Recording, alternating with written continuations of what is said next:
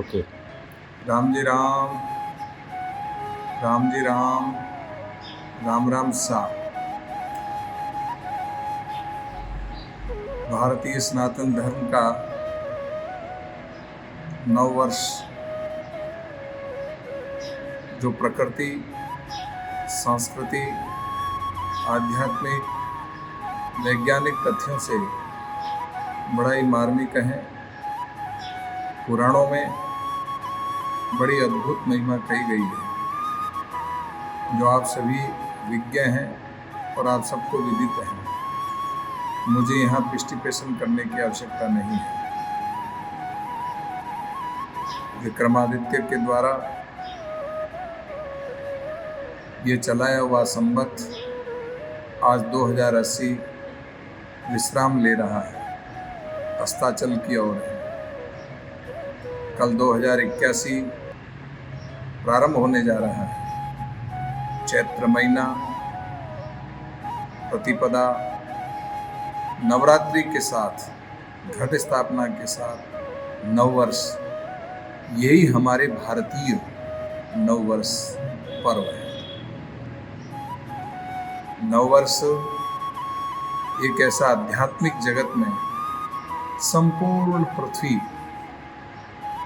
प्रकृति के दौर पर एक ऐसी वसंत सी ऋतु फैलकर पतझड़ नई कोपले प्रकट होकर के एक नया स्वरूप लेती है। स्वास्थ्य की दृष्टि से, शारीरिक दृष्टि से, आध्यात्मिक दृष्टि से, धार्मिक दृष्टि से, जिसके पीछे लॉजिक है, ऐसा यह नववर्ष केवल और केवल सनातन धर्म है, वह भी हिंदू पर्व, वह भी भारत देश, ये नववर्ष मनाने की परंपरा है। संपूर्ण विश्व में जहाँ कहीं नववर्ष अलग अलग देशों में अलग अलग धर्म में मनाने की प्रथा है। उनका कोई लॉजिक नहीं है, उनका कोई तथ्य नहीं है। हमारा अनादिकाल से जुड़ा हुआ यह संबंध है। इसलिए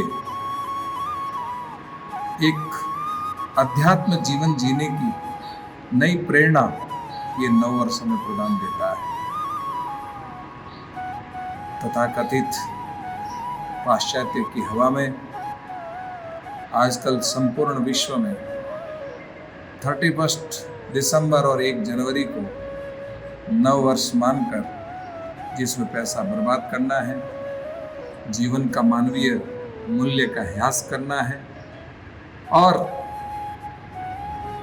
अनर्गल प्रवृत्तियों में पड़कर शराब के नशे में धुत होकर पैसों को पानी की तरह प्रवाहित करते हुए अपना आदर्श पने को भी खो देते हैं। आपसे हाथ जोड़ के निवेदन है, हमारे सनातन धर्म के इस हिंदू धर्म का यह नववर्ष पुराणों के माध्यम से आप चिंतन मनन करते हुए मूल्यांकन करें, क्या 1 जनवरी श्रेष्ठ है या चैत्र शुक्ला प्रतिपदा नववर्ष हमारे लिए अति श्रेष्ठ है। सब और से, सब एंगल से आप सोच करके, क्योंकि आप बुद्धिजीवी हैं, प्रबुद्ध हैं, विचार करें और विचार करके हम वही पर्व मनाएं, नववर्ष मनाएं, हमारे बच्चों को संस्कारित करें। कल नववर्ष की आप सबको ढेर सारी बहुत बहुत बधाई, शुभकामनाएं।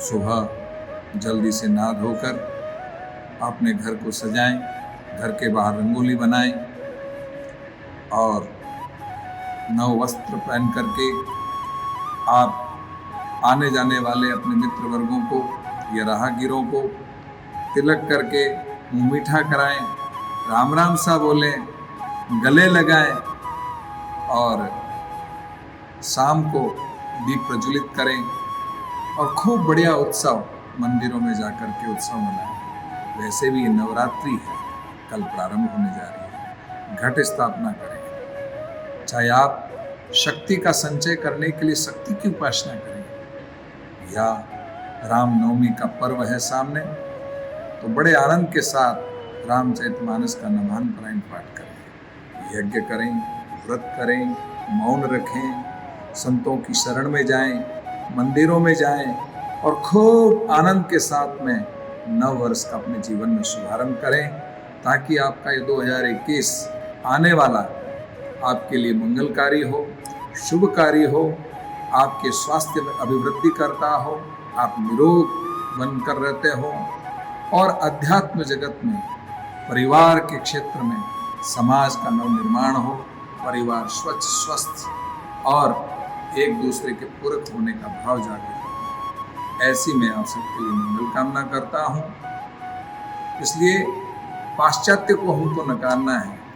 हमारी हिंदू सनातन धर्म की, भारतीय वही है जो सनातन धर्म का यह 9 वर्ष मनाता है, वही अधिकार है। इसलिए आप 1 जनवरी को नकारें और हम किसी भी तरह से हम इसे हमारे घर में ये उत्सव न मनाएं तो केवल चैत्र प्रतिपदा यानी कि नवरात्रा की घट स्थापना 9 वर्ष को मनाएं। साथ ही मीठी मीठी अपील करता हूँ, ये 2026 जो आया है, ये 2024 जो है, ये एक लोकतंत्र का एक अध्यात्म दीप प्रज्वलित होने जा रहा है, जिसमें मैं आप सबको अपने मताधिकार का उपयोग करने के लिए अपील करता हूँ कि आप लोग अपने विवेक से, अपने विचार से, बहुत सोच समझ करके जो राष्ट्र को उन्नत बनाने के लिए, राम राज्य की स्थापना करने की दिव्य भावनाओं को लिए हुए, सबका साथ सबका विकास की दिव्य भावनाओं को लिए हुए ऐसा कोई व्यक्तित्व जिससे संपूर्ण विश्व में भारत की अस्मिता को, भारत की उच्चता को बनाए रखने में जो सक्षम है, समर्थ है, उन्हें अपने आप विवेक से वोट दें। मैं किसी पार्टी का पक्षधर नहीं हूँ, आप स्वयं समझदार हैं, आप स्वयं बुद्धिजीवी हैं। ये नहीं कि हम वोट नहीं दें, वोट देना है। आप भारतीय नागरिक हैं, इसलिए आप बड़े विचार से सोच समझ करके अपने वोट देने का अधिकार जरूर प्राप्त करें और वोट दें और मेरे भारत देश को सशक्त बनाएं। इंडिया नहीं, भारत, ये आप सबको ध्यान में रहे। भारत की जो वास्तविकता है, भारत शब्द का जो उद्देश्य है, भारत शब्द की जो विशेषता है, वो इंडिया शब्द में बिल्कुल नहीं है।